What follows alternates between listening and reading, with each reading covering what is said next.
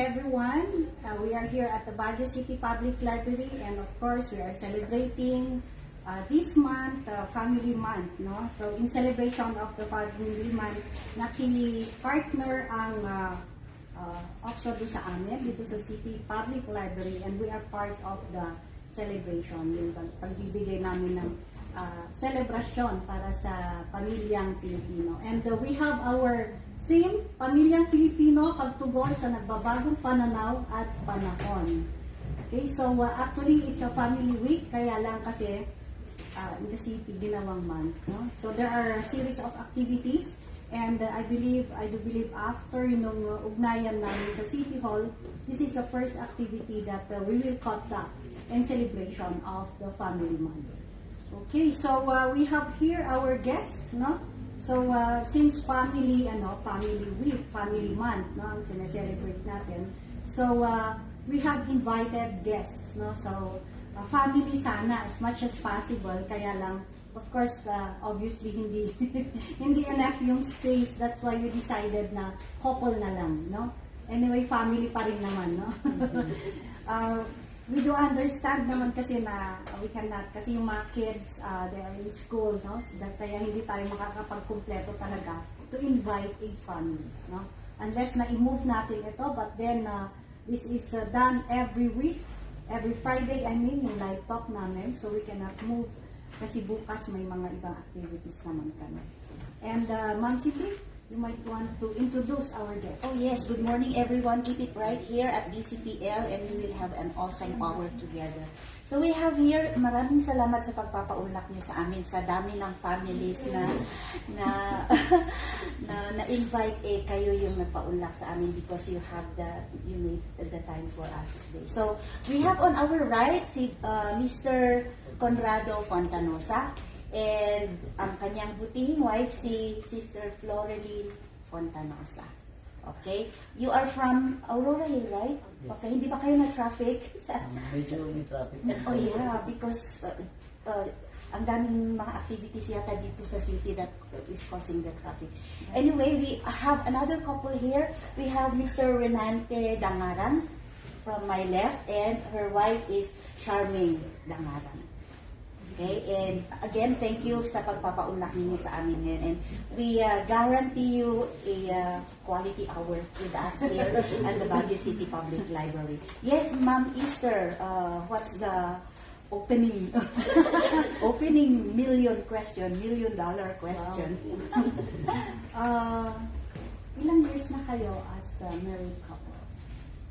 Bali kami po madam sa going 23 years na. 23 years. We got married in Philippine Manila Temple, November 25, 2000. Oh, so malapit na yung anniversary ninyo, no? Yes. So, 23 na na, ano? Kayo po. Kayo po ay mag-18. Actually, this month is our anniversary. Wow. And, this 27. 27. Yeah, the same way with Mr. Fontanosa. We were married to in Manila, in the Philippines Manila Temple of the Church of Jesus Christ of Latter-day Saints. So that's where we were married. But foremost, we wanted to thank you for having us here, for inviting us, and this is such a great privilege for us to talk to each other. Okay. So, I guess we have to delve into the yung theme, ano? Kasi yung theme ngayon is Pamilyang Pilipino, pagtugon sa nagbabagong pananaw at panahon. So, with that years of, as a married couple, ano, we see changes, no? Talagang may changes na rin. Especially with, rearing up, growing kids, yung mga gumalaking na. So, before you got married, naplano mo ba? Did you plan out that you will have this number of children o yung gano'n? Meron bang plano? Yung sa amin po, yes, we plan to have like 5 kids nung bago po kami nagpakasal. But then, hindi din po kinaya yung 5, so we only have 3. Some health reasons po. But we're grateful we have 3 children. Wow. Kayo po? Yes, so kami naman po, actually talaga ang plano po namin is only 3, but I had a dream before na parang na nakita ko sa panaginip ko si Jesus Christ na meron siyang inaabot na isang baby boy.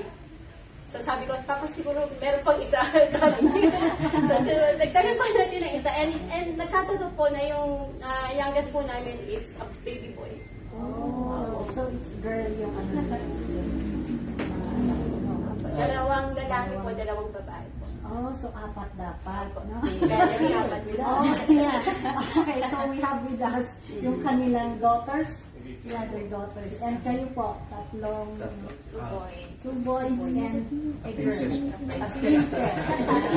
Yeah. Okay, so yung plan ninyo niya gano'n, let's say na accepted ba ninyo, let's say yung sa plano ninyo, paano kung 5 babae o 5 lalaki, gano'n.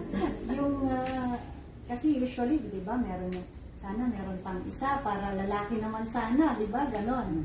So, gano'n din ba kayo? Do you wish na yung gender ng ano ninyo is yung susunod na ay girl or boy, yung gano'n? I think normal yun sa magulang na they wanted to see a daughter and a son. Yeah, yun yung normal na ano. But definitely may mga ano kasi along the way you don't know, we are aging also. So like my wife, when she had this nagkasakit siya, and I think it's impossible for her. Not impossible actually, it's still possible, but we need to treat the sickness inside of her uterus. So siguro yung feeling natin ng mga magulang gusto talaga natin yon.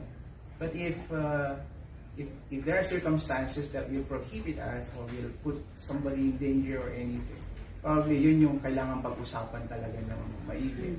Ayan, kasi sa atin naman, parang sa amin, actually sa kanya 5, sa akin na iniisip ko 7 eh. Ayan, 7 yung iniisip ko na kasi that's the joy of having many children. Yeah, there's a joy in it na minsan hindi nakikita sa kung anong pera meron ka. Kasi in the long run, parang yung nakita ko sa tatay ko, we were 5, apat yung sisters ko, ako lang yung lalaki. And when we got married, all of us are married already. I saw my parents parang wala na silang kasama. Because we na. Opo.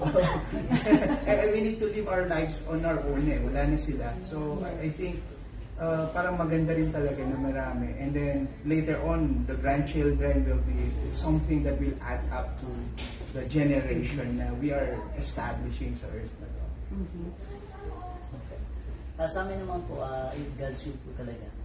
We believe sa turo po ng simbahan na yung family is, yung marriage is ordained of God. So lahat po ng darating ng mga children, we know na napaka-important sa ating masalahan. Nagkilintin kay Jesus Christ. So we are grateful for our marriage for almost 22 years. Meron po mga ups and downs, pero kasama po sa amin yun sa isang pamilya. Na talaga pong normal po yung magkaroon kayo ng challenges, pero as husband and wife, we do believe po na we are partners. Hindi lang po bilang mag-asawa, kundi partner po sa lahat ng banda. So, yun po yung kinatutuan po namin sa pamilya, dahil yung family, ito po yung pinakamahalagang yun sa society. So, I agree po. So, parang, it doesn't matter kung girl or boy, Kasi usually, kapag ganyan na, kasi yung iba, alam natin na, diretsong apat na babae. Saka, parang lalaki naman, di ba? Pero, for you, it doesn't matter, no? It doesn't matter. Yeah, I agree also na talagang normal, Kasi ako rin naman, lalaki talaga, wala nang lumabas na babae. Walang magmamana sa iyo, beautiful. Meron naman na akong girl, kaya lang, syempre, oo. Pero syempre, parang wish kasi na yung bunso sana girl. Kasi yun ang wishes naman. Actually, hindi lang yung tayo, di ba? Even yung mga friends, yung family, gano'n. Sana lalaki na yan, sana babae na yan, gano'n, di ba?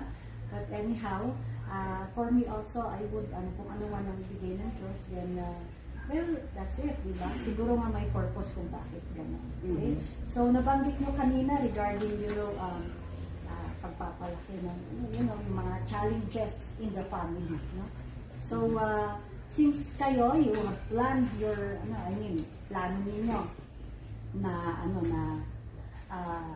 okay, we'll have these children, no?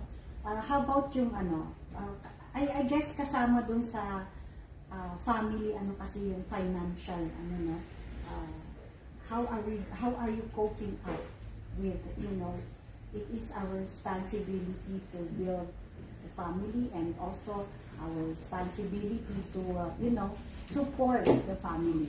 So, isa yun sa mga challenge, di ba? Challenge in a family yung financial. So, how do you deal with it? So, for us po, kasi we have 4 children po. So, at first, hindi po madaling magpalaki ng anak, most especially if you started with like, yung simple na buhay. And then, as we put God as a center of our family, so parang very smooth po yung takbo ng buhay. Kasi alam po namin na there is someone who are guiding us, helping us in rearing our children po. And hindi rin po naging, kumbaga, pabigat yung mga anak namin para sa amin because they're also blessed kasi wala pong mga nagkakasakit sa kanila. Opo, and then naging mga mabubuting mga bata rin naman po sila. Dagdag ko lang po din, ma'am. Bali, before po kami nagpakasal, we have many plans po with regards sa financing. So, we believe po na sa turo po ng simbahan as we put yung trust po natin sa kanila, alam ko po na they will provide sa lahat po ng mga pangailangan. We call yun po yung tinatawag, pinangahawakan po namin yung LRT, yung pong tinatawag po na love, respect, and trust. So, yan po yung yung vehicles po namin. Parang isikreto po namin bilang mag-asawa. Opo. LRT po tayo, ha? Hindi tayo sasakay ng bus. I mean, yung pong love, kung may pag-ibig sa bawat isa, alam ko po na yun naman po yung ibinigay sa atin ng Panginoon. Kasi ang Diyos ay pag-ibig. And then yung respeto po. Kung gusto po natin na i-respeto po tayo, we need to respect others also. And then yung trust po, alam ko po na nasa sa Proverbs naman po, no? Pag nagbigay tayo ng tiwala sa Panginoon, ang lahat ng mga bagay na pangailangan natin emotionally, physically, financially, and spiritually, ano po guys, sabi ni sister, talaga pong miracles happen. Yeah. That's right. And Ma'am Esther, yung caption natin for today is when families rejoice when there's love at home. So yung first is letter L. Okay, so love. I think love conquers all. Right? So we also would like to hear from Ma'am Charmaine and Sir Renante regarding the question of Ma'am Esther. Siguro naalala ko na kasi yung father-in-law ko lagi niya sinasabi sa amin, the Lord will provide. So, yun lang yung every time we visit him, every time we sa province po ng husband ko, ang lagi kong madalas narinig sa kanya, don't worry, the Lord will provide. So, for me, it means na hindi ka naman uupulang at maghihintay. But, you do your best, you work hard, and then after that, the Lord will keep on guiding you and your family. Kasi after all, it's not only your own family, it's not only your children, it's also, they're also Heavenly Father's children, and He will not let them, or He will not allow them to, parang to be hungry, yung ganun po. So, kagaya po ng sabi ni brother, you just work hard, you pray, and ask for the Lord's help, and it will be given, and the Lord will not, hindi tayo pababayaan. Parang tumitim sa isipan ko yung tema niya. Minsan kasi mga kabataan, there are a lot of temptations for them to live not frugally, but live as if they own everything, that they can buy everything. And then they wanted to say, I want an iPhone, I want a very good cell phone. Pero yung moment kasi na pag binigay mo lahat, that will bring them to chaos kasi pagdating ng araw na they will have their own families, they will live the same way na hindi naman nila kakayanin. I remember yung statement ng a very good man. He said, ang common na na quotation narinig ko, live within your means. Pero sabi nitong taong to, live below your means. And then savings will come definitely pagka ano. And I think that's one important thing that we need to teach our children, to my children. Parang yung panganay ko ngayon, when he broke his cell phone for twice, until now he doesn't have cell phone like 2 or 3 years already. Kasi nga sabi namin, if you wanted to have a cell phone, kasi nga nasira mo yung binigay sa'yo, then do something about it and have your own cell phone. So, ngayon, minsan nakikita namin naghihirap siya kasi minsan sa school kailangan na rin ng gadget. Oo, naghihirap siya. But he needed to understand na, okay, nakikita namin yung ano niya, ability niya to get something out of the situation na maganda. Kaya niya palang manghiram, konti-konti lang. Tapos kaya niya palang mag-aral kahit wala yung gadget na yun. And that means a lot for him maybe in the future. Now he doesn't understand. Pero in the future, when he has his own, then he will go back to his senses and will say, oh, I had this before. And probably my children will have this experience. And he can say, I had that experience. So he has now the moral authority to say, you need to live below your means. So live below your means, no? Hindi na within, no? Within your means. So parang, okay, so may mga changes na rin talaga, no? So I like the LRT and I like the, live below your means. Kasi it means a lot also, no? Kasi parang yung below, should be below. Kung sa akin, I would agree, should be below, hindi yung within na, di ba? Kasi wala ka nang matitira doon kung within talaga. Right? Yeah, and you know what? I have a daughter. Okay. I have a daughter whose motto is that, si Ashley. Okay, whenever I give her money, kunak kanya na, sige, ore gasto sa aming dayta taintad kumitking ka dayta, baging dayta. But then she has this, meron siyang personality, meron siyang attitude talaga na nagtatabi siya. Okay, so that ang reason niya for doing that is, what if you cannot give me tomorrow? Okay, then I have something, I have savings na kaya ko pang mag-survive for the rest of like 3 days or 4 days, ganun, without asking from you. So, tama yun, if you live below your means, meron kang pinopondo, meron kang naitatabi, hindi yung eksaktong ginagastos mo lahat. Yung meron. So I would like to cut also kasi we would like to greet, hello Senya, watching from Canada. Hi, Arsenia from Hello. Canada. Pag-share naman ito, no? And also si Sister Edna Samonte. Wow, Hello. hi, Sister Edna. And of course from Sister Crisanta Padilla. Oh, Greetings hi. from Family Matters for time and all eternity.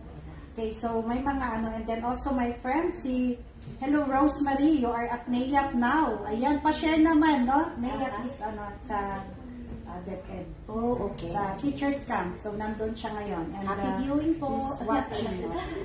Okay, so pa-share na lang po ito. Share the good news kasi we will be learning a lot from them. Diba? So, yan na lang, no? Noted na yung LRT and, below your means, diba? Okay, so going back to rearing kids, no? For now, alam natin na even me, medyo talagang mahirap. Mahirap to magpalaki ng mga bata. Malaking challenges talaga. Diba? From na lang, tapos yung sunod-sunod pa sila, no? So, how are you able to rear your children? O paano yung pag-ano nyo sa kanila? How do you rear? Parang ganun ba? Tama ba yung tanong? Yeah. How? Meron po kami experience and I want to emphasize the word together. Balik po nung maliliit pa lang yung mga bata, we started there. Lagi po kami naglalakad. Lagi namin silang nilalakad. Like, doon lang po sa subdivision namin. So, pagka after ng school nila or hindi pa sila nasa school, after ng work, lagi po talaga namin silang nilalakad. Whether umulan o umaraw, naglalakad kami. Tapos one time, hindi namin napansin na may mga nakakakita po pala sa amin na naglalakad. And sabi nung neighbor namin na yan, sabi niya, alam nyo, lagi ko kayo nakikita naglalakad. And yung word na sinabi niya, ang ganda niyong tignan. So, na-realize ko doon na in a family, if you are together, parang sa activity na wholesome activities, and if you are doing things together and right, maganda po tayong tignan. And so when it comes to rearing children, naniniwala ako na it has to be together. Ganun din po sa mga challenges ng mga bata. Kung may mga challenges sila, kasi dun po sa naging activity namin na yun, or naging culture namin sa family, naging open po yung mga bata sa amin. They can tell anything to us. And kapag sinabi na nila yun, we do it together. Like, we plan or talk about it together kung paano namin i-resolve yung mga concerns ng mga bata. So, kagaya ng sabi natin, no, yung theme natin, Pamilyang Pilipino Pagtugon sa Nagbabagong Pananaw at Panahon. I noticed some changes during my time, during our time, sa time ng mga bata ngayon kasi millennials na sila. There was this meme that I said, magagali ang mga bata ngayon sa Facebook. May nakalagay doon, speaking of lakad, I admire that, yung nilalakad niyo yung mga bata when they were younger. Yeah. It gives a very beautiful scenario sa mga tao na nakakakita. So I had this meme na nakita ko sa Facebook, sabi niya, noong bata ako, tinuturuan ako ng nanay ko na maglakad. Pero ngayon na lumaki na ako, mayroon na akong sariling lakad. So the changes, even in the languages, even in the pananaw ng mga bata ngayon. So we see their children, mga millennials yan. Si Mr. Renante, meron pa silang maliliit. Your youngest is 8 years old, right? And then your boys are young men age na ba sila? Young men age na sila. So basically millennials sila. So paano ninyo tinutugunan yung nakikita nating pagbabago ng kanilang lingwahe, pagbabago ng kanilang attitude? Dahil millennials na sila compared sa atin. Meron ba yung nasasabi natin na iti panahon mi kat hanga kasta tatasab sa bali? Di ba may mga ganun tayo? So how do you deal with those situations? So, para po sa amin, kagaya din po ng nasabi ni Sister. So, I think po the best time that we can give to them is yung time, na na hindi lang time, but yung bang quality of time. Na it doesn't mean po na if we band together, we need a lot of money. So, we can do simple things po together as a family naman po. And then, in rearing our children po, as you can see, lumaki po sila na very simple lang. So, pinalaki po namin sila na sa simple life with simple things that they have. So, parang kontento na po sila of what they have. Na naiiwasan po nila yung magkaroon ng inggit sa ibang tao. Ganun. Kasi po, isa po sa mga naituro po sa atin sa church is if there is love at home, so wala po yung inggit, di ba? Wala yung sama ng loob sa kapwa-tao natin, most especially with the members of the family. And then naisip ko lang po yung mga bata kasi ngayon, they have their way of living na ngayon. Very much different from what I had when I was young. Like, I had this, yung text na papel, sa kanila text na cellphone, yung Jolens. They don't have that, I think, anymore. Except for far-flung areas. Meron sila mga ganun pa. Pero sa city proper, parang sa Baguio, you don't see much. Actually, ang bata ngayon, halos nasa loob ng bahay, wala na sila sa labas, which is different from what we had. Now, the point here this time is, kasi nagbago yung panahon nila, it's not that we need to adopt. But we need to understand kung ano ba yung sitwasyon nila ngayon, which is difficult also because we tend, as parents, we tend to compare and sometimes we equalize. Parang laging may equalizer tayo sa mga nila. We might not be able to understand fully yung ginagawa nila na naglalaro sila ng games, na nagte-text sila maya-maya. But we need to show to them that they should have discipline on using what they have today. And not a form of entitlement for them. Kasi yun yung kalaban natin ng magulang ngayon, yung feeling nila entitled sila sa lahat Yes. na meron sila ngayon. Yes. Oo. So, if they wanted something, they need to feel, okay, I need to be disciplined so I can have this. I'm not entitled to anything. What I can do is, I need to work for it so that I can have it. Now, yung pagdating sa gadgeting nila, kasi yun yung panahon nila, hindi na natin masasabi na huwag kang mag-gadget. Hindi pa pwede yun. Panahon na yun. Kahit sa school, they are allowed to do that. So they will question you. Uy, bakit bawal sa inyo sa school? Pwede. No, so they have their form of reasoning, which is right. So ngayon, so we need to understand what's really happening to them para pagkakaya na natin silang maintindihan, alam natin kung paano natin i-deal pagka sumusobra sila dun sa mga ginagawa nila na. Actually, it's a blessing for them. Because everything is available through the internet. Everything is there for them. And I think it's a blessing from above that these things are happening to them. Because they are peculiar people. They are the chosen generation of this year, of this generation. They're the chosen generation. We need to understand that. And for us parents, we just need to instill to them that they should have control, discipline, and making sure that they are not entitled to it. Yes, I agree. Sa Bible po nakalagay po sa Proverbs, train up a child in the ways they should go. Pag sila po ay tumanda na, hindi po nila makakalimutan. So isa po sa mga naging sikreto po namin yung sa mga anak po namin. Kasi yung mga anak po namin, 4 po sila, sunod-sunod po. Hindi po namin alam kung paano po namin sila na alagaan mabuti. Pero alam po namin na through our good example, yun po kasi yung napaka-importante. Kung ano po yung ginagawa ng, sa akin po yung parents ko noon, talagang yung pagmamano. Kasi ngayon medyo nawawala na po sa mga bata.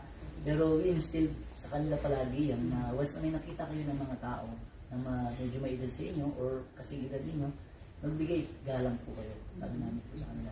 At nakikita namin po sa kanila na talagang isinasabuhay po nila yun. And we are so grateful for all the blessings na meron po kami na-receive because of that, yung pag-obey po nila. Hindi lamang po sa amin, kundi sa mga nakakasama po nila. Talaga po hindi natin mapipigil yung panahon po na kasi computerized po tayo ngayon. Isang bagay po, talagang kailangan po natin yan.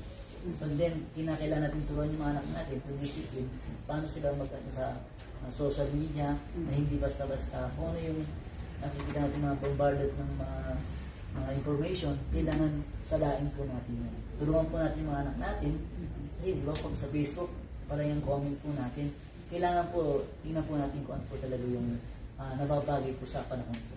Yan nga po yung pamilyang Pilipino na pagtugon sa nagbabagong panahon, yung resiliency po. Alam po na napaka-importante po yung, sabi nga ni Brother Renante kanina, yung mga nalaman natin sa mga magulang natin, pwede pa rin po natin i-instill po sa kanila. At they have their own rights at meron naman tayong rights para sila ay pakinggan sa kanilang mga damdamin.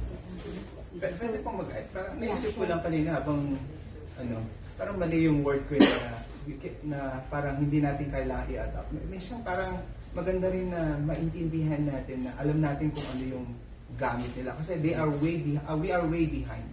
Tayo mga boomers. Boomers ba tayo? Kami ba yung mga boomers?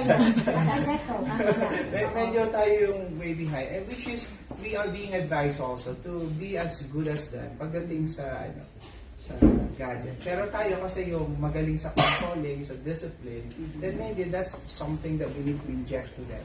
Para sa ganun hindi naman kasi baka naman kung kaya niya maglaro ng Valorant, kung kaya mo rin maglaro kayong dalawang mag-ama. Bonding moment na yun, okay? Kaso nga lang, hindi ko rin alam yun kahit anong gawin ko. Hindi ko rin maintindihan. Yeah, but that is, I think, a challenge on the part of the parents to at least really try what they are doing. Probably, sana wala namang mag-lead sa addiction doon sa ginagawa mo, pero at least that is a way for you to let people understand, especially your kids to understand. I can be like you also. Yes, we might not have the same way, but at least I can be with you. Like you play together, we understand each other. And that's why. Yes, I guess okay lang naman. It's not the wrong word actually. Pero we have to understand now, yung generation, no? Kasi iba-iba na talaga. Iba na yung panahon ngayon. And I like also, I guess we have to avoid also comparing.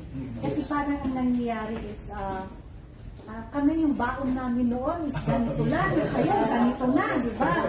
Kami, nakapag-aral kami na walang cellphone. Ngayon, sa inyo, kailangan may cellphone, may laptop, may yung parang gano'n na, I guess, yun ang dapat nating iwasan din, no?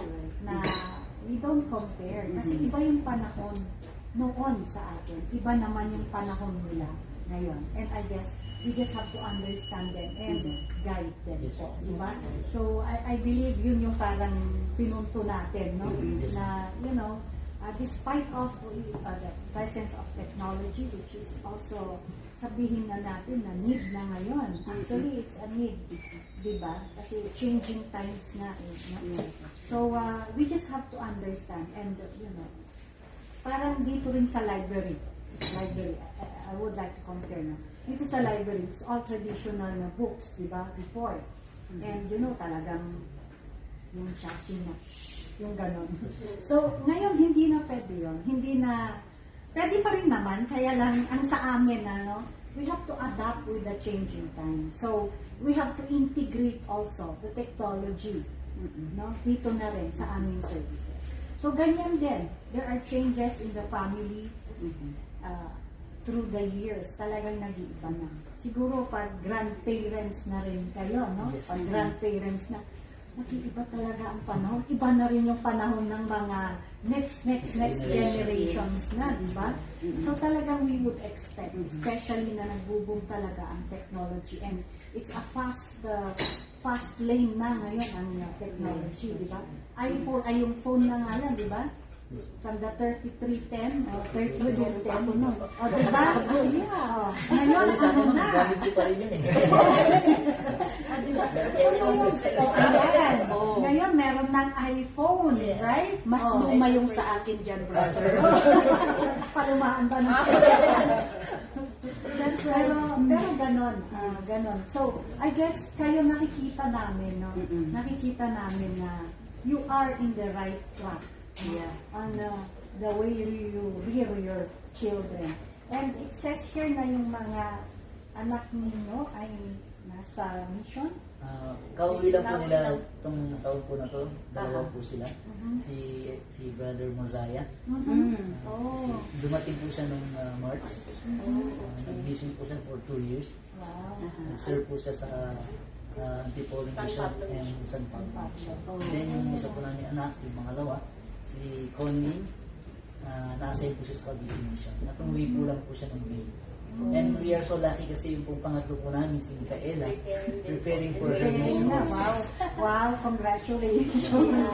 So, I do believe kasi sa church where you attend na talagang that is given that you have to encourage also your children to go on a mission.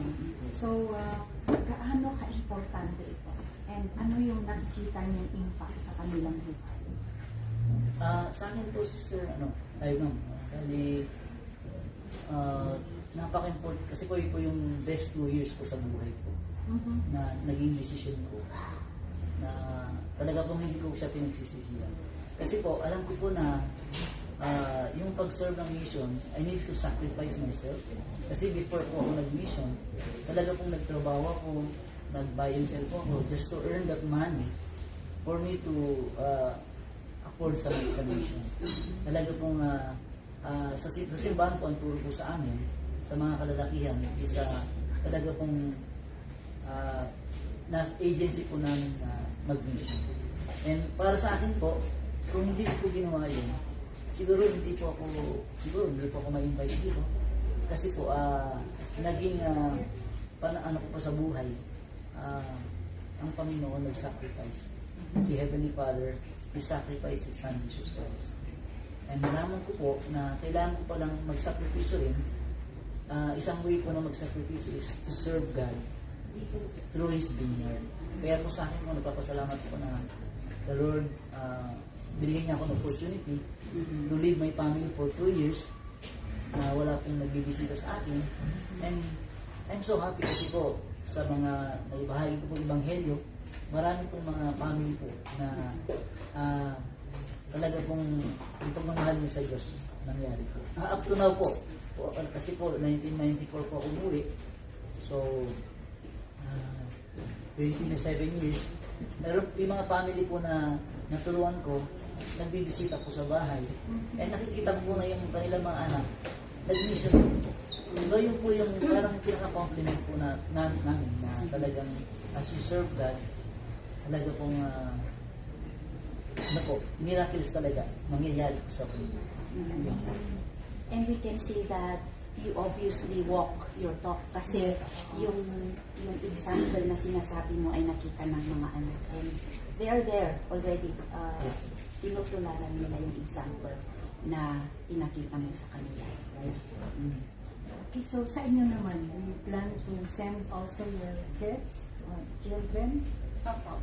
Actually, we're preparing yung eldest po namin, he's 17. So we're preparing him to go on a mission.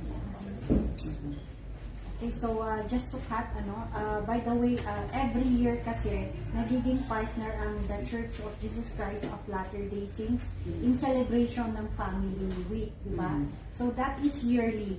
So for this year, ganun din, we get in touch with the church kasi parang partner din kasi ng ano na yan, parang yearly na kasi na kasanayan na ganun. So for this year, ganun din, that's why we get in touch with you para sabi ko nga dun sa live talk, then we'll have to invite somebody from the church. Yes. So parang partnership yung yung celebration kasi naging yearly na kasi yung practice ng city and the church. Yeah. Sila talaga yung yearly nagpa-partner. For this year, medyo yung activities, you have your own activities sa church, pero ito yung ating parang banding natin with the church. Yeah. Okay. So they might be surprised kasi parang yung mission, di ba? Oo, baka maano sila. So I believe ito yung na they send their children, no, to go on a mission. 2 years yan na they will go in the field and they teach the gospel, right? So talagang do you get in touch also with them? Unlike before na talagang wala, diba? For now, there is a technology. So, pwede nang mag-FaceTime, pwede na rin mag-Messenger. So, allowed ba yun sa while your children are on a mission? Actually po, ma'am, kasi po yung anak po namin na dalawa, tinatawag po sila nga pandemic missionary kasi panahon po ng COVID. Talaga po they decided to go on a mission even talagang lockdown. Nasa virtual po sila. So, ang kakaiba lang po sa kanila ngayon, every Monday po kasi may tinatawag po sila ng preparation day. So, that's the right time na ang pamilya, makakausap sila through cellphone. Pero hindi po sila, limited din po yung paggamit nila ng gadget. So, yung purpose lang po nun is to talk with their parents at magbahagi po sila kung anong experience mo nila sa mission. And yun po ang nabibigay po sa amin ng hindi po kami nag-aalala. Hindi katulad mo ng si sister, nag-mission din po siya. Talaga po nung panahon namin is Through letters lang po. So yun po yung very challenging. Diba? O ngayon, diba? Ngayon, ang dali na. FaceTime, pwede na, diba? Madali na. Pero of course, limited, no? Kasi when you send your children to a mission, talagang mission. It's really a mission. Yes, Hindi I siya, see the glory to it. Yes, oo. So parang yun talaga yung kanilang purpose. It's not to, to go there and explore the place. Have fun and, paano sa parents na allowance. So parang ganon. Pero hindi, Hindi ganon. Actually, yung sinasabi nilang sacrifice on the part of the parents and on the part of the missionary, actually, dalawa yun Sacrifice because more on hindi nila nakita yung loved ones nila for years. But actually, the joy of serving is tremendous.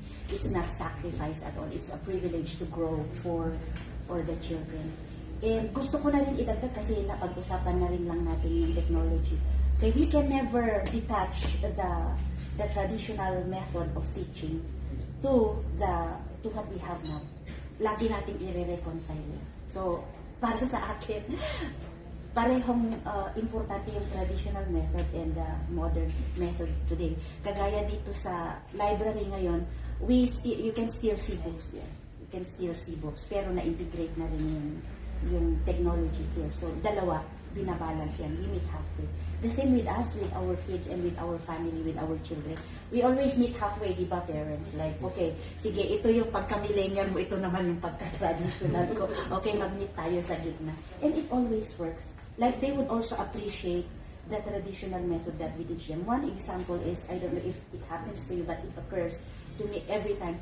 When my children were younger, sinasabi nila sa akin, Mama, ano ba naman yung mga music mo? Ang mga luma, hindi man lang kami makarelate. But then as they grew up today, they would ask me, oh Mom, thank you kasi pinarinig mo yung sa akin yung music na yun. So they appreciate the traditional method that we do. So I agree to that. We meet halfway along the way hanggang sa mag-meet tayo na okay, pareho palang magandang method. Yung traditional at saka yung modern that we have today. Additional, do you see changes yung after ng anak ninyo? I mean, are there changes para makita niyo pagkakaiba before and after the mission? So, based po sa aming experiences, we have to return missionaries po. Talagang napakalaki po ng changes. Kaya yung puso nila is more on na sa ibang mga tao. Parang, since sinacrifice po nila yung time nila para mag-preach ng gospel, and then nakita po nila how people change their lives because of the teachings of Jesus Christ that they have shared. So parang, although nandun pa rin yung pagmamahal nila sa family, but it's more on the, sa ibang tao po. Mas lalo silang naging mapagmahal, yung compassion nandun, yung pagiging humble po nila, naging mas teachable po sila. So I believe kasi na meron silang matututunan for that 2 years. So there is a self-reflection on their part din, di ba? So it helps, no? So sa inyo, while you are doing your preparation for your children also, no? So paano nyo naman sila prepare? We just always remind them na kasi when they go on a mission, the rules of being there is not easy. Yes. Marami po, rigid po yung may mga sets of interviews. Besides the physical makeup nila, mental makeup nila, temporarily sa pera din, kailangan nilang But there is like, they need to, we call it like worthiness. So meron silang standards na kailangan i-follow for them to be able to get there. Kasi may mga series of interviews. And that's something that we focus on, lalong-lalo na sa worthiness nila. So that when they go there, they will have, I will use again the phrase, moral authority to teach. Because when you teach something, it's all about cleanliness, it's all about purity, it's all about being a good person, a good boy, a good girl. So when they go there, they need to have that. Kasi yung other aspect, madali lang. Pero yun kasi yun yung madalas na sila ni Satan kayang-kaya ni yung temptation malakas doon sa area na yan na mawala yung purity nila, yung worthiness nila. So that's something that we put on them na kailangan mag-prepare, hindi lang physically, pero more on yung spiritual preparation. So that when you get there, you will not be feeling guilty na meron kang ginawang hindi maganda, saka ka nagtuturo dito sa tao dito. Because that's the place that where you can recognize everything that you have done in the past. Especially yung mga mistakes mo. Na minsan parang you felt like I'm not qualified to be here kasi nga nafe-feel mo yung burden na nagawa mo. And if you are not worthy if you're not clean when you get there, then it will bombard on you. And then sometimes parang sasabihin mag-give up ka kasi sobrang yung feeling na yun. It's more of a feeling. It's more of a feeling. And because of that, we wanted our kids, especially my first son, na alagaan mo yung sarili mo kasi Satan knows what you're doing now. And Satan is 24/7 awake to pull you down and to get you not to go there. Because we have sinned, isa to sa mga bagay na maganda sa mga magulang.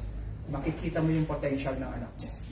At pag nakita mo yon at hindi siya naka-mission, para sa amin, pag hindi siya naka-mission, nakapag-serve, we felt like everything is already down to us. Parang ang pangit na ng feeling namin, ganun yung na. So that's why we wanted to make it sure that he goes here because it's where he can get more his potential. Yes. Yun yung na yun. I agree also. No? So it's very important in your preparation, and you are part of it. No? You are part of the preparing your children to go on a mission. Sa mission field, parang they will learn everything. Right? And then we just have to prepare them to be strong. Diba? Kasi tama nga, it's easy na naghirap sila na umakyat, and then it's easy for them to be with that also. So I guess tama yung sabi mo na when you teach something, parang you have to walk your talk. So it will be more na wala kang guilt feeling, diba, na at the back of your mind, tinuturo mo, huwag kayong magnakaw, ikaw na nangupit ka. Parang gano'n, di ba? So parang, ako nangupit ako, tuturo ako, huwag kayong magnakaw, di ba? So parang gano'n. It's just an illustration. Pero that is true. That is true, no? Na mas maganda yung gano'n. You are open. Kasi wala kang nararamdaman kahit anong ibato nila sa'yo. Tama? Ibato nila sa'yo nila. Wala kang kasi hindi yun parang nagbabounce back lang sa kanila kasi hindi tama yun. Diba? So as parents, so it's very important in helping our children and preparing them to be hindi lamang siguro na mission, no? I mean, that is just 2 years, but then that would also be their mission in their life. Kasi kung ano man yung magiging let's say, ano man sila. So parang naging part din tayo doon. Actually, ma'am, yung 2 years po, sa mga kalalakihan po, mga elders, mga sisters naman po is 2 months. So yung kung within that year, yun lang po yung talagang parang training naman po nila dun sa mission. And then pag uwi po nila, that's the, yun po ito yung application po sa toong buhay. Ibig sabihin po sa lahat ng mga problems na na-meet nila sa mission, it prepares them na talagang magiging mature po sila. So yun po yung sa mga nakita po natin sa mga bata. Na talagang parang yung pag-iisip po nila nung before sila umalis, parang paisi-isi lang. Pero pag uwi po nila, meron na po silang long-term goal, short-term goal, kung continue nila yung pag-aaral, kung tatrabaho, pag-aasawa. So, binibigay po namin sa kanila yung pagkakataon po na yun. But then, talaga pong sa mission, yung kanilang pananaw po, magiging malawak po siya. Yun po yung napansin po namin talaga. Parang yung is, hindi na yung, kumbaga yung tingin nila, ganun lang, no? Diretso lang. Ngayon, after na, natanggal na yun. So it's there's an open area na for, in a greater view of things. In this world. Saka ma'am, yung inisip ko namin pagkatapos ng vision nila, bahala na kayo sa buhay. Yun na yan. Kasi yan confidence sa kanila. Parang ganyan pa yung feeling namin. We are free of parang hindi man remove yourself from guiding them or counseling them. Pero yung punto na, kaya nyo na. Hindi mo na kailangan isipin pa masyado na. Yes, kasi 2 years is 2 years of mission is training pa rin. Training ground talaga. At saka parents are good in gauging the maturity, level of maturity of the children coming back from the mission. I'm speaking of my kids kasi nung dumating na sila, may sense of maturity na sila. Parang gusto nilang ipamukha din sa mga parents nila na, Ma'am, I became like this. Okay na ako, kaya ko nang gumawa ng sarili kong decision, something like that. So, nakakatuwa lang na makita na yung mga bata returning from their missions ay meron silang talagang natutunang mga magaganda doon sa mission. Okay, and another thing is yung poster natin, it struck me, lalo na yung traditional na yung kumakain. Okay.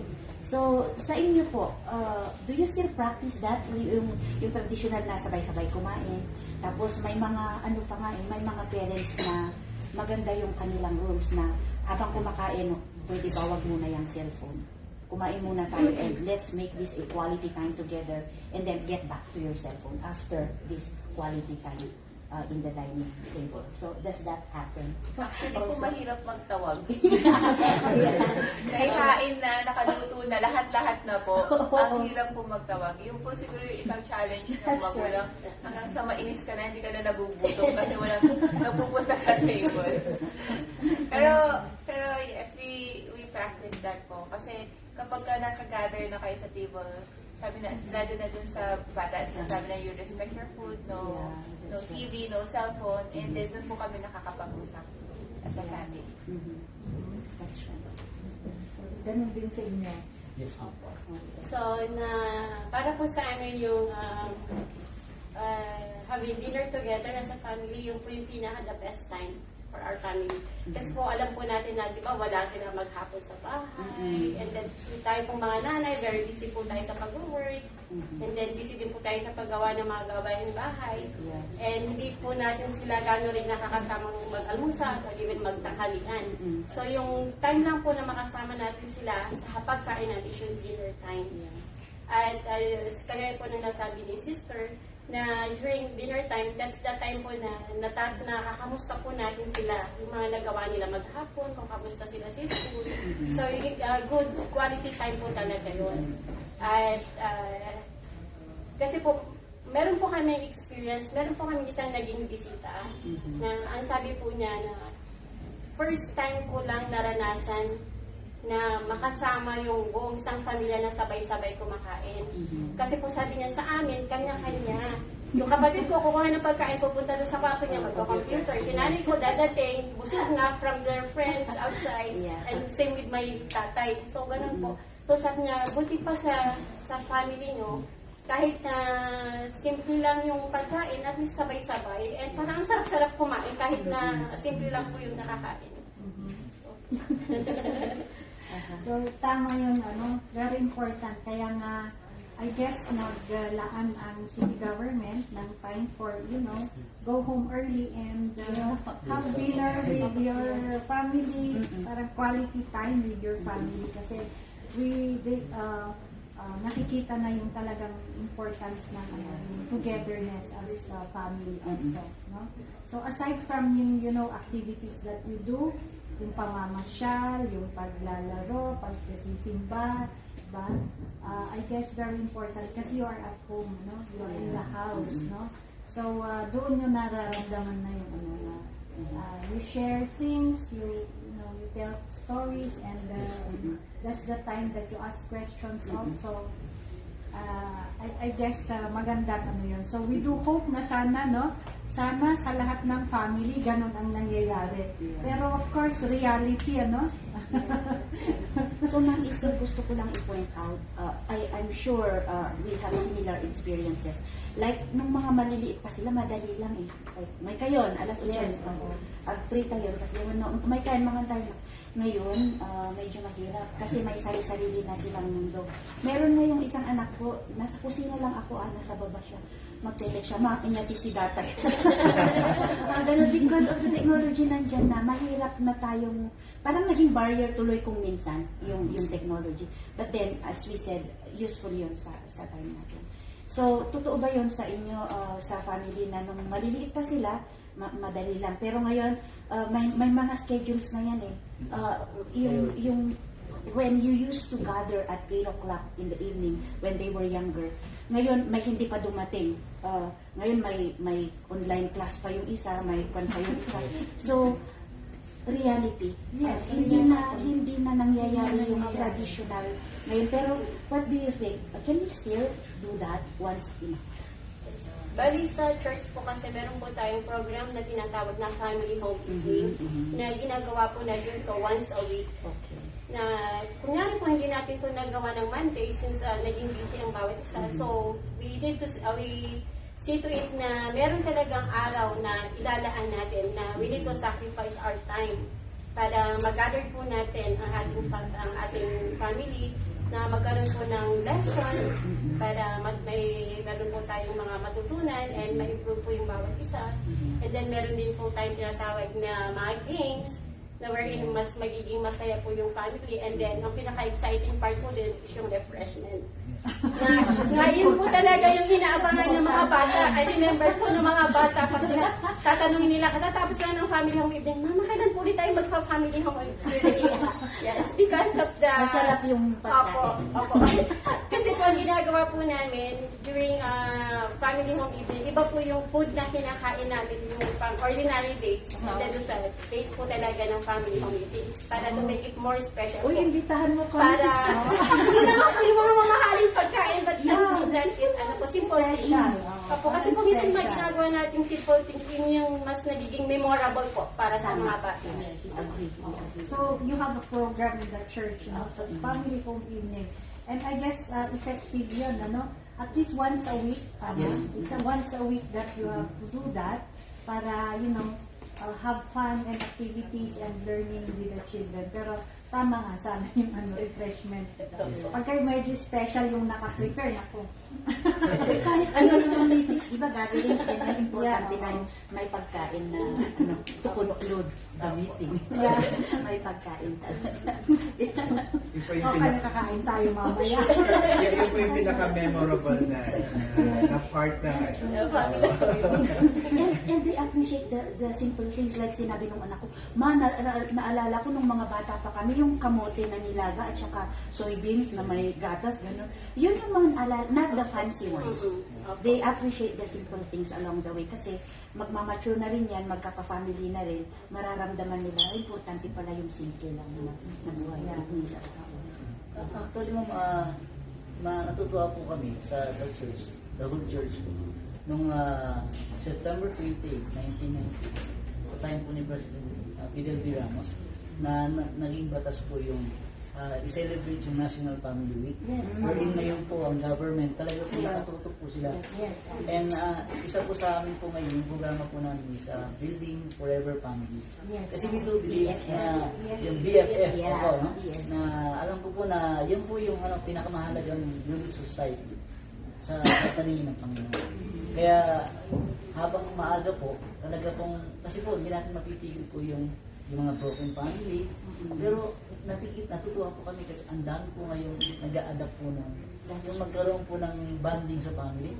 Kahit na hindi naman po sa harap ng pagkain, ilang po bang lalabas kayo, masyal as family, kahit po ng pagkain, is ang pinaka-importante po yung quality time. Kasi how can we spell love?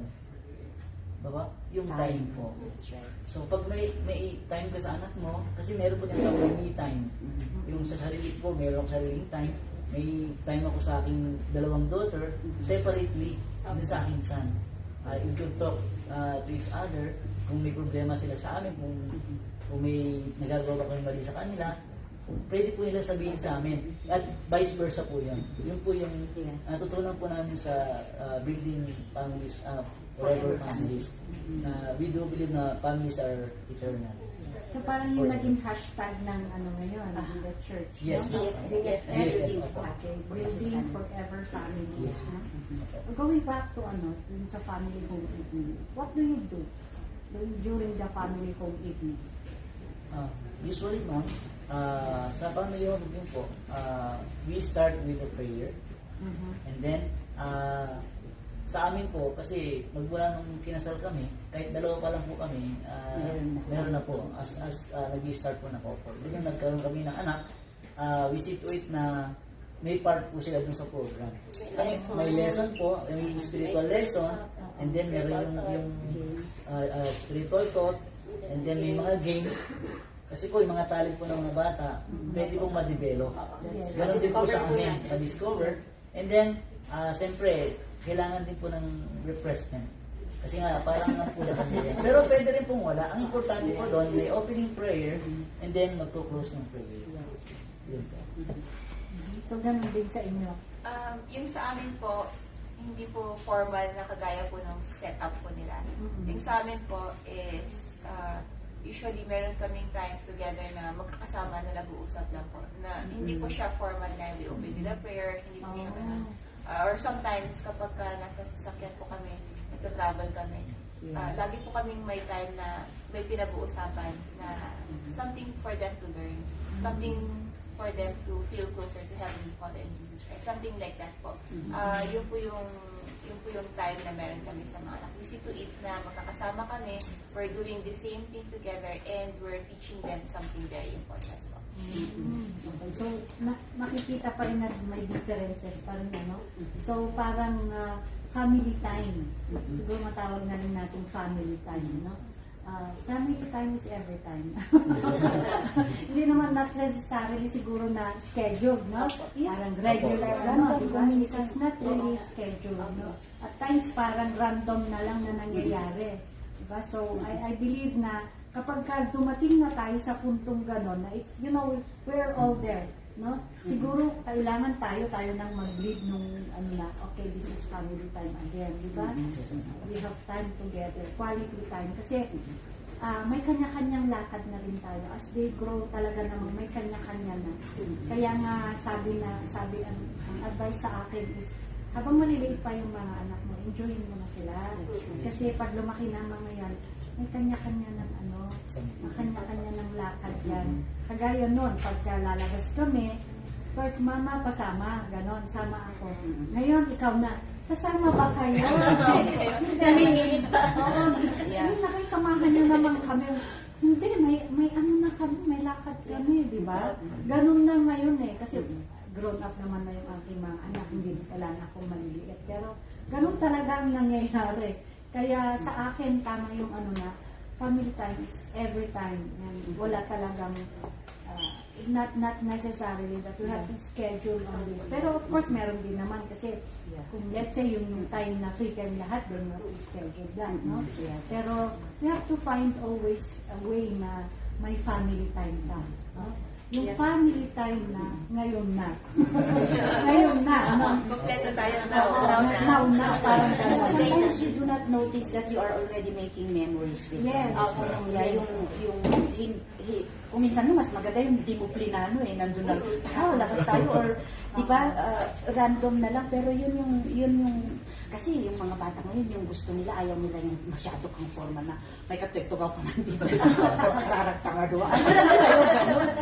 That does not work anymore today. Mas gusto nila yung casual, and they can be more open kung ganun. Parang iniisip nila, you are a friend. Hindi naman kasi necessarily na father-son or mother-daughter relationship lagi. You could be friends. You could be friends in many ways and in many times. Nakagaya nga nung sinabi ko na you are already making memories with them, with those little moments, precious moments that you spend together. Yeah, speaking of talent, I noticed dito na yung eldest son, Sons, yeah. So, he played the guitar well. Yeah. Diba? Ayun. Siguro, re-recruit namin siya. Yeah. Kasi we Really offer, concluded, yeah. during the summer, we offer free basic guitar lesson. And first time na nagkaroon dito, of course, with Mami Cindy, And meron kaming partner, si Mr. Kidpan, Kagawad Kidpan ng Upper Rakwari. So, siya na yung naging partner namin. So, naging successful naman kasi there are 18 despite of the rain. Alam natin, the whole August, it's raining, pero doon namin yung basic guitar lesson. It's free. Wala din talent fee si Kagawad. Wala rin akong talent fee doon, pero nag-enjoy ako. Pag sa bahay yun, pag pumupunta yung student sa bahay, they have to pay me. Pero dito, it's free. Kasi we have to live by that. This is a public library and we offer free services. Siguro kung okay sa anak ninyo, maybe you can get in touch with him or parang extension services mo ngayon for the community kasi there are children na we understand na we cannot send their children to to have that sa formal sa mga lessons, music studios kasi may bayad yon. That's why dito we have to find ways na we could be able to provide, and nakita namin nag-basic na sila, nag-basic, pero with that 1 month, 6 sessions, at least nung end na kami, nung final we can see their improvement. Nag-recital Oo, sila. nag-recital sila, diba? Hindi man ganun pero you know what? Parang it's a joy to see na ganun na may sila, You're able to discover na itong mga batang ito may talent. And then here are the supportive parents, na nutusan and sinamahan nila yung kanilang mga anak na pumunta dito, So, for us also, it's very important to discover ano yung mga kakayahan ng ating mga anak. Kasi baka mamaya nahihiya lang sila, Pero kailangan din natin na i-push sila and then, develop their talents. And that is very important, I believe, sa inyo din, na to discover the talents of your children. And yung isang anak ninyo is a athlete, tennis. Mahirap. Nag-train din po sa kanya dati si Musaya. Tapos yung talent po nilang apat na magkakapatid is playing table tennis po. Oh. Naging trainer niya po yung sila, Okay, so table tennis. Nahirapan ako man. Turuan din kami Badminton. Badminton. Yung table tennis, ginagawa badminton. Pero of course, di ba, ganun pa rin. Pero alam ko na talented. May kanya-kanyang talent. Yun nga sabi, and I guess it's also biblical that we have to develop the talents. That's right. So, I believe you all agree with me. Diba? So, siguro I would like to invite your son, okay lang sa kanya. We do it summer. Kasi sa ngayon, we understand the children are in the school Monday to Friday. So, ang ginawa kasi namin is Tuesday, Thursday. Tuesday, Thursday, Saturday. Pa yun. Bakasyon kasi yun Tuesday, Thursday, Saturday. Yan. So, at least may pupunta rito. At least, and then we'll be able to share the talent also that we have. Actually, isang result nung ginawa namin guitar lesson dito, ang ganda ng mga feedbacks nila. Ma'am, pwede bang may part 2?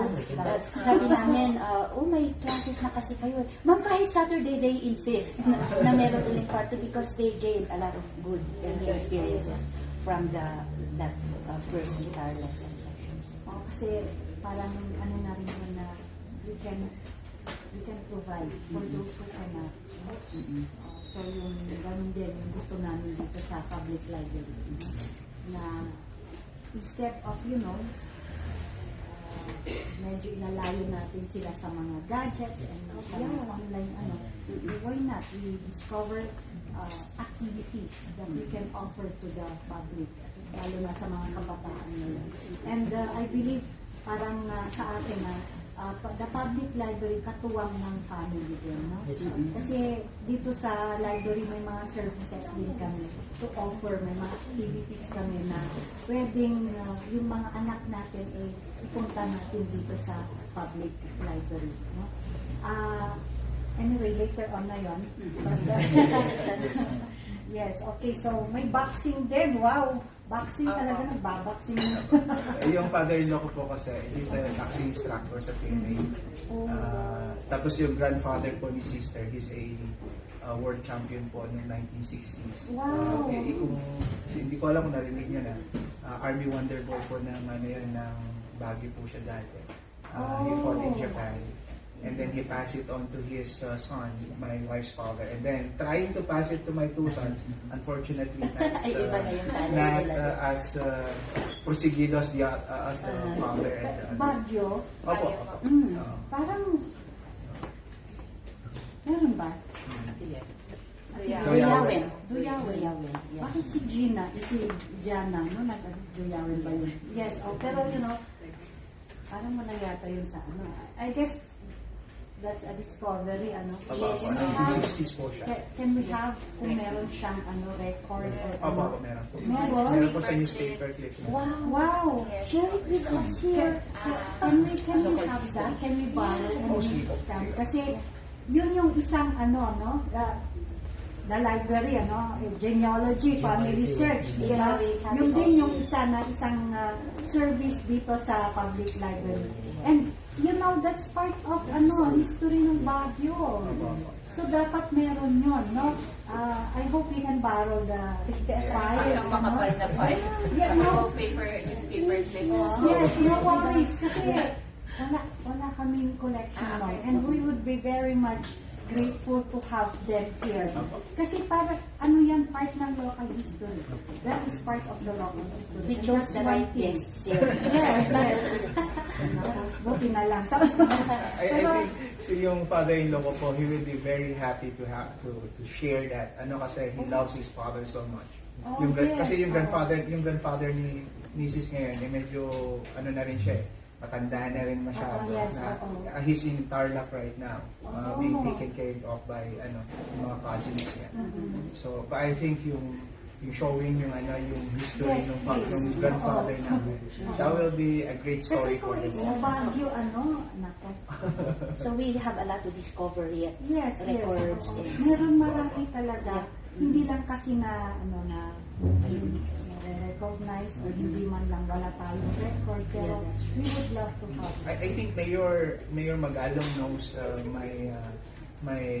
his great grandfather, kasi Mayor Magalong was a PMA graduate and he Yeah, was the yeah. boxing instructor then of Mayor Yeah. Magalong. Oh, okay. Teacher niya po. Teacher na sa Teacher, pero, Naging teacher niya po. Naging teacher po ni Magalong. Ni Mayor Mayor Magalong. oh, I see. Wow. So, sige. Parang dumaan lahat ng kadete sa kanya.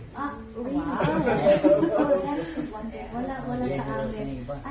I hope sa PMA meron silang ganyan na collection. Yun po ang ginamit. Pero yung father ko pa meron. Ay, yung Pero father ko. please share with us, no? Please share with us, and we would love to yeah. have that as part of the collection dun sa local history. Kasi it's very important na ang public library, ito lang ang city library dito It's a public library, we should have that local history collection. It's all about Baguio. And I guess kung Baguio yun, then we should have that. Wow. Wow. Ayan, we open the horizon for di ba? Parang ganun. Kasi I would love also to have a section, it's all about Baguio that we can, ito yung mga sa Baguio, ito yung mga prominent na hindi na-recognize, hindi na-discover, but then we have them. The rare It records. is where we can showcase the people here in Baguio. So, I hope we can have that. Buti na lang nabanggit dito kasi sabi ba, vaccine. Okay, wow. Okay, so sa inyo naman, of course, yung dalawang anak ninyo were RM and you are now preparing for another, no? Parang kayo din, Si, admission. And grade 12, yung youngest niyo. So, youngest. Wala na talagang mali. Talagang malalaki na sila. Malalaki na rin sila. No? So, I noticed na talagang yung simplicity. I mean, yung simplicity ng family ninyo. Pero you know what? Masasabi ko man na model families. No? Yes. Model families na pwedeng ipagmalaki. Kasi, simple lang na, what we have. What we have, we share what we have and be contented of what we have. So yun yung parang nakikita ko sa inyo na naging successful ang pagpapalaki ninyo. Although they're still growing up, pero malalaki na sila. No? Pero the way you guide you rear your children, na ginide mo sila, nakikita ko na maganda. So, I do hope na sana yung mga ganitong, diba, na nare-recognize din yung, let's say, yung mga model families. Pero, we have a contest for the next year. For this year, meron na kasing napili We do hope na we can share with you kasi maraming requirement yan. Yes, it's an invitation, no? Please join. No? Pagka na-launch na yung mga criteria and everything, I do hope that you find time to join. No? Yung, kasi we would love to have yung mga mananalo talaga namang na family na makikita successful. Of course, nakikita yan sa mga sa mga anak, no? Kung ano yung naging na-attain ng mga anak din nila. So, I guess that's part. And ang sa akin kasi is ang biggest factor doon is yung guidance ng parents, no? So, that is very important. So, talagang yun ang malaking factor in the family. If you want to have a ideal family. Kasi kapag sinabi na natin ideal, parang, dapat si ganito, ganun. Parang authoritative, authoritarian yung pero sa inyo hindi di ba? Parang ginaguide lang ninyo yung mga anak ninyo and you don't see your children as your property, right? Na pagmamay-ari ninyo sila. Di ba? So, ganun yung nakikita ninyo, no? Sa na you are there to guide but not to own them. Tama? If I may add po, yung agency po nila, isa po sa tinuturo po sa amin na meron po silang free agency kung ano po yung pipiliin nila. Doon sa nabanggit kong talent kanina, kasi po kami, we're from Tarlac. So, naglipat po kami dito, mag 7 years na po kami dito sa Baguio. Yung mga anak po namin, talagang wala po silang kahilig sa music, mga instruments. Nagulat na lang po kami dito nandito kami sa Baguio. Lahat po sila nakakapanawa na rin po, naging interesado po sila. Katulad po ng anak na yung Brother Renante, yung bunso po namin si Armadi, nung pandemic, yun po yung ginawa po niya, nag-practice po siya through YouTube. Sa gadget rin po, so nakatulong din po yan. And then, yung pong tatlong anak din namin, kanya-kanya po silang instrument. Play po ng piano, guitar, violin, ukulele. So yun pong nag-vision po kami, yun po yung nakikita ko na blessings po sa kanila. Hindi po man kami naghihingi ng kapalit sa ginawa namin pag-serve sa mission. Yun po yung alam po namin na blessings na parang natanggap namin through sa mga anak po namin.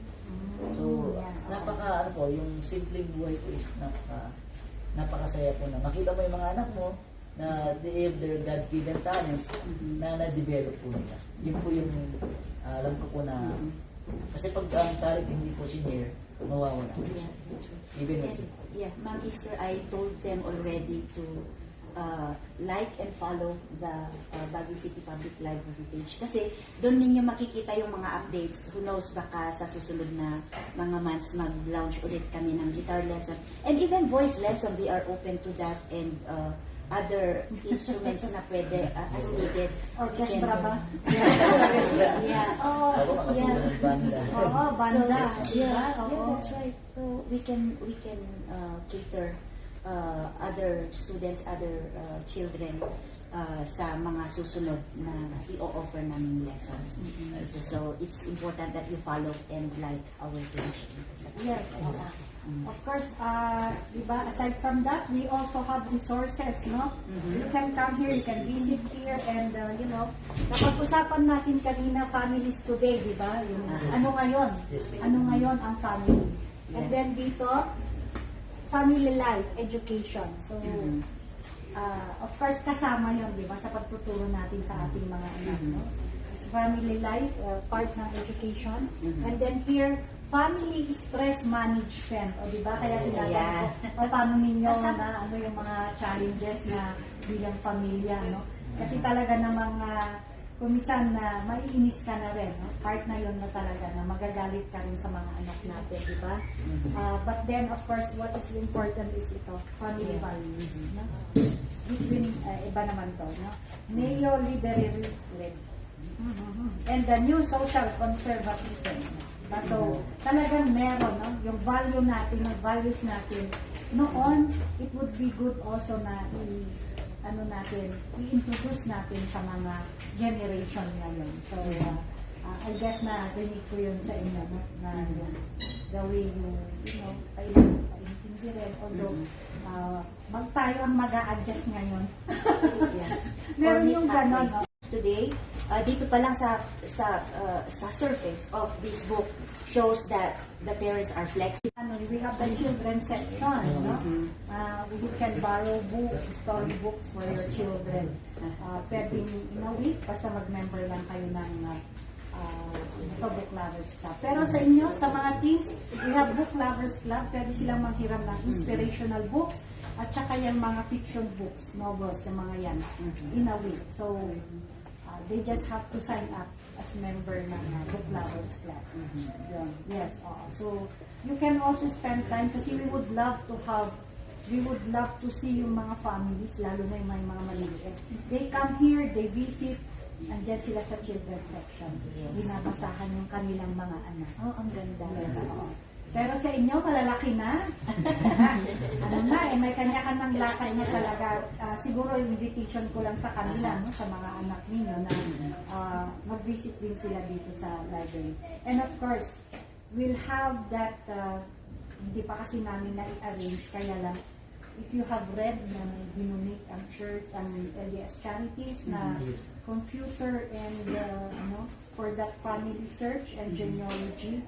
So meron na, it's there at the internet section, yung dalawang computer, and that will be used exclusively for genealogy.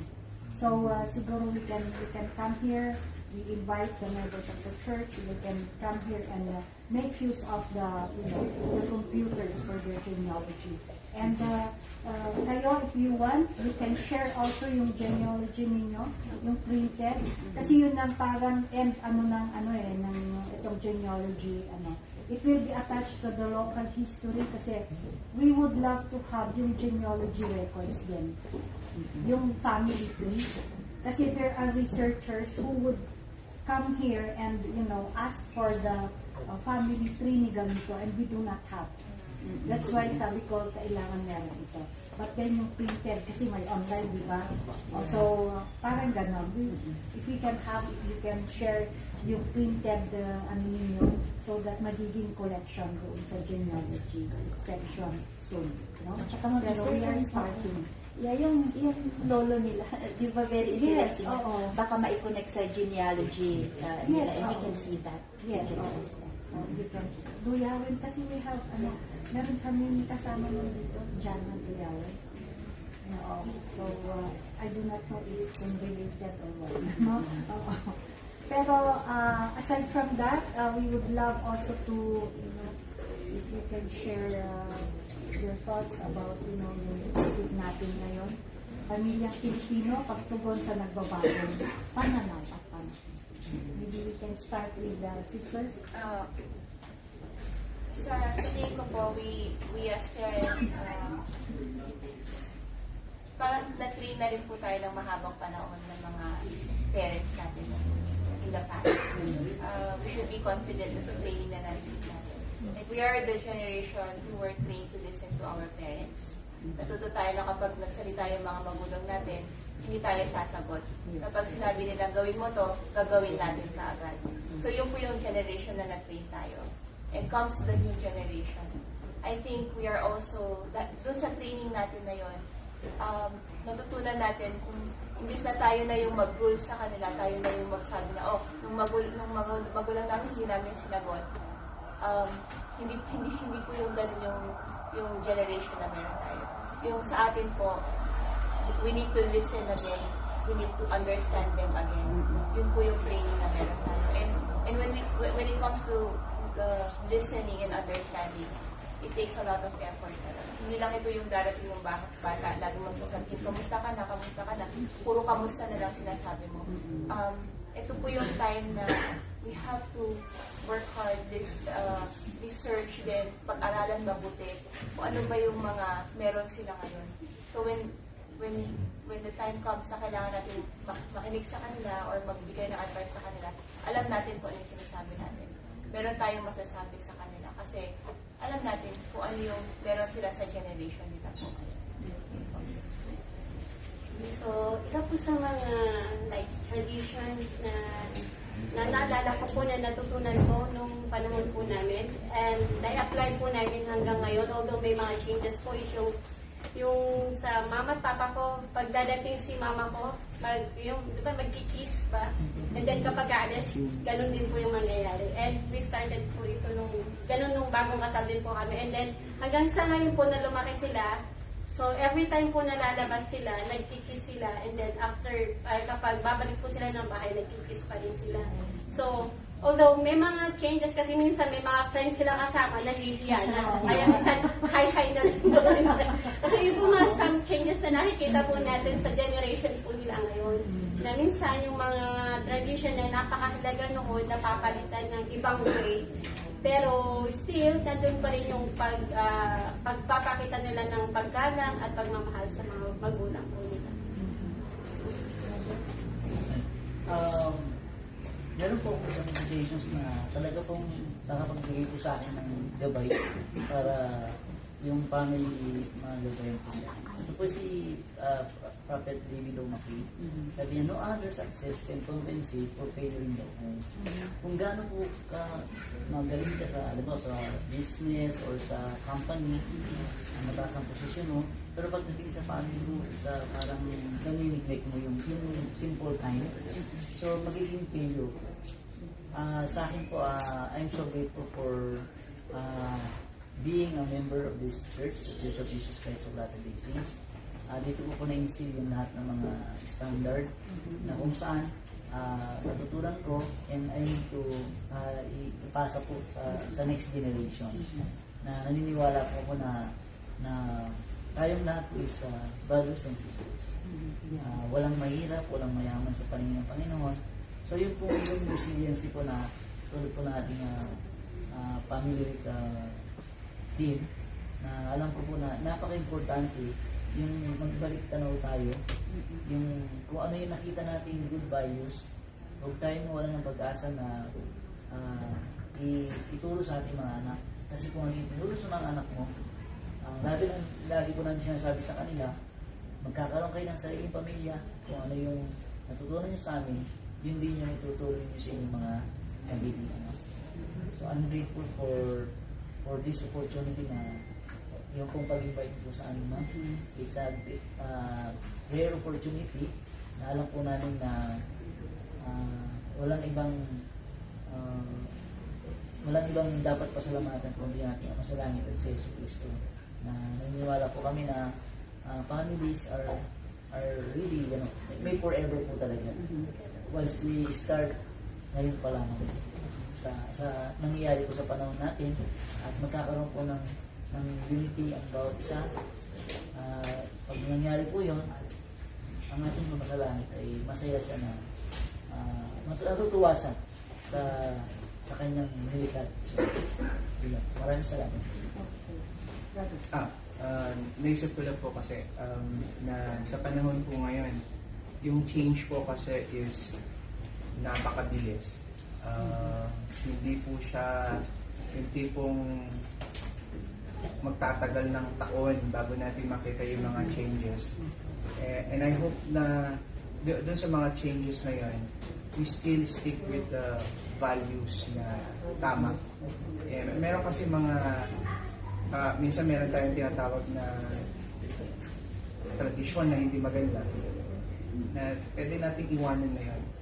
Kasi pwede obsolete na yun sa panahon natin. Awanin nga madintat na panahon na yun. So nga, and then we need to adapt also with these changes and including our kids being different from our generation. Yeah, I think yung ano lang natin ngayon is our main responsibility with these changes is to making sure that it is on the right thing.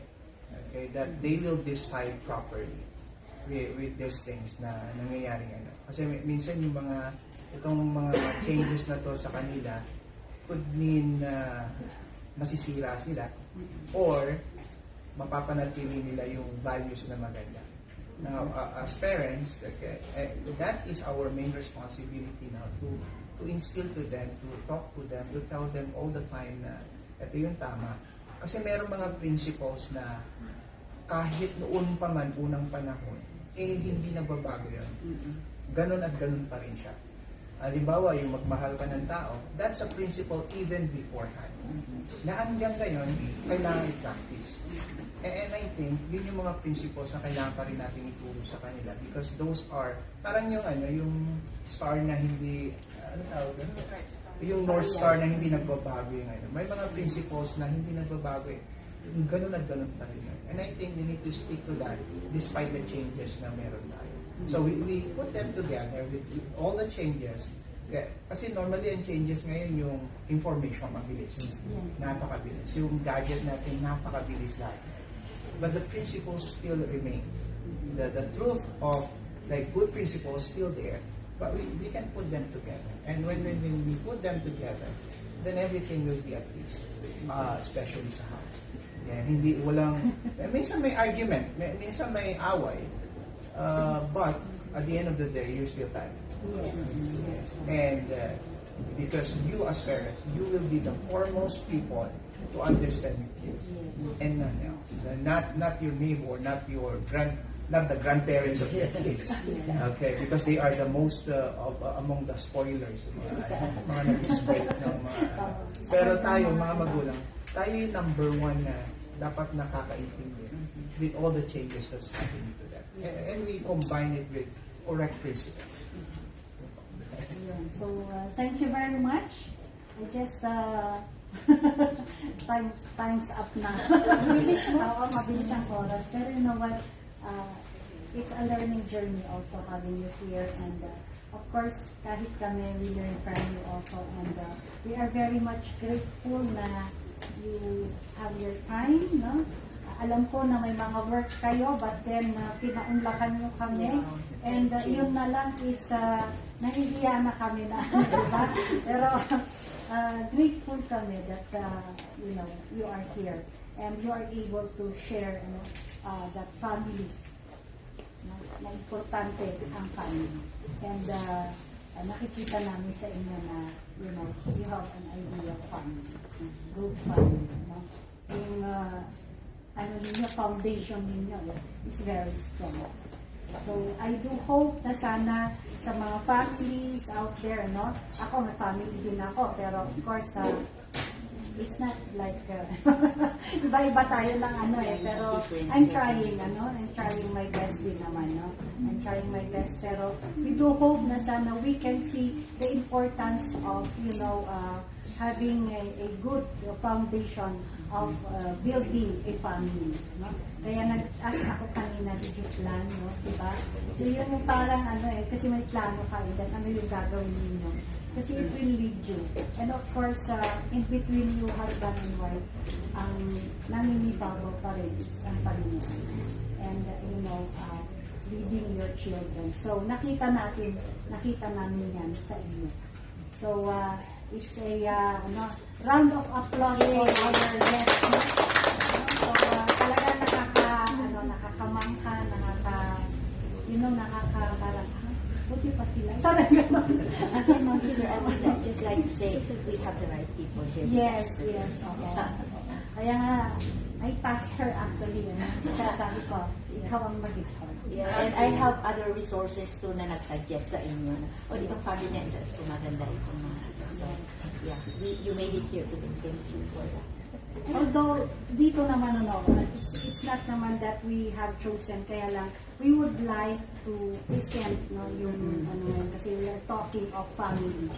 We are talking of family. Of course, sa ngayon kasi, yung bagong pananaw, there are types of families na iba-iba na tayo, no? And of course, when we speak of a family, it's between husband and wife. So sa ngayon, pag sinabi na natin husband and wife, it's marami ng That's right. marami ng yan. So I believe that kami, we still have to go for the traditional na pagka sinabing husband and wife, it's really between man and a woman. We do not want to be, ano naman, kasi iba na ngayon ang panahon. So there are types of families now and we do respect that. But for us, we also want na pagka ang usapan ay family, really between husband and wife and their children. Okay? Yeah. So we do respect the other types of families also. No? So that's their choice. Wala naman tayong magagawa, but then what is important is that we are able to sustain our family and we are able to guide our children so that pagka sila naman ang nagka-family, maganda rin naman yung magiging result. So parang ganyan lang na we spread the good news. We spread ano ba ang family? Ano ba ang dapat na gagawin sa isang pagbuo ng isang pamilya? And I guess to wrap up, we believe that families can be together forever. Families, ano pa ba? Yeah, so BFF, Building Forever Families, which is maganda yung hashtag ngayon, no? Ng church, Building Forever Families. So BFF tayo. No? Sure. So hindi best friend forever, pwede rin best friend forever kasi magiging best friends tayo kasi families naman yan. We're talking of families.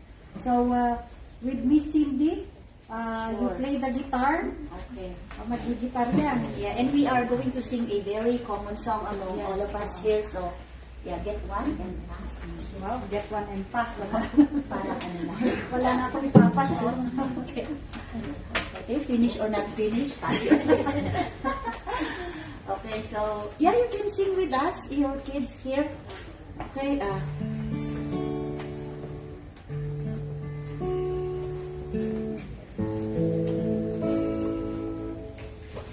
there is beauty all around when there's love at home. There is joy in every sound when there's love at home.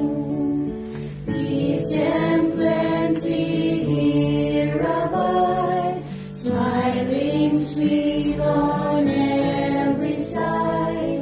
Time that softly, sweetly glide when there's love at home. Love at home. Love at home. Time that softly, sweetly glide when there's love at home. Second.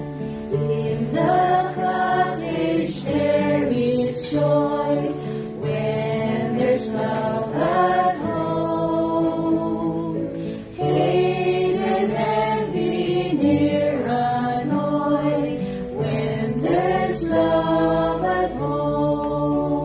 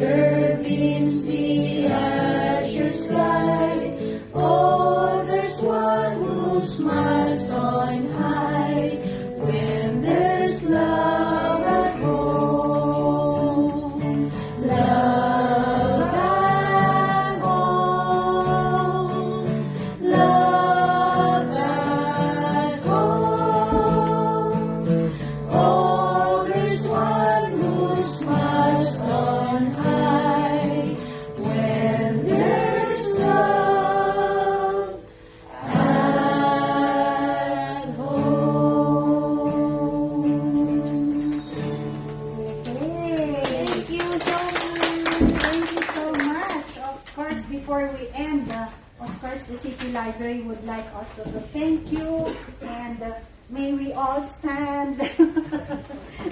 Ayan, so, ganun eh. Magic. Magic, ano? Okay, so we would like to award this certificate of recognition to the couples, ano, to Mr. and Mrs. Dangarang and Mr. and Mrs. Fontanosa for in grateful appreciation for sharing their invaluable knowledge as a guest during the live talk. Okay, so given today here at Baguio City Public Library. So baka magkapalit? Tama ba? Tama. Okay, ayan. And of course, may konting ano lang for the couple. Ayan. Yeah, picture tayo. Okay, so photo, ops. 1, 2, Ayan. Okay, so with that, we would like to end the live talk. Ano?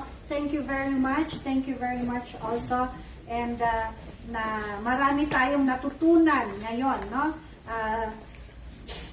Ano man, family man tayo, may mga pagkakaiba. Pero you know what, when you listen to these couples, ano, parang ma-inspire talaga kayo na, well, sabi ko nga sa mga kabataan, sana ganun din ako paglaki. Paglaki ko ganun din. Pag ako nagka-family na, sana ganun din. No? So we learned from you a lot. Thank you very much. Thank you very much. And we do hope na sana yung mga napag-usapan natin, especially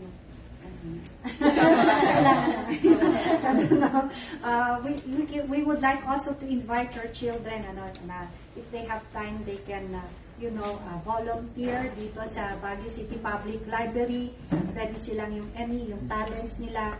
Well, they can share, we can teach yung mga less privileged, we can invite them to be here para naman at least baka mamaya makadiscover tayo dito pala ng magiging next songbird. Siya songbird, diba?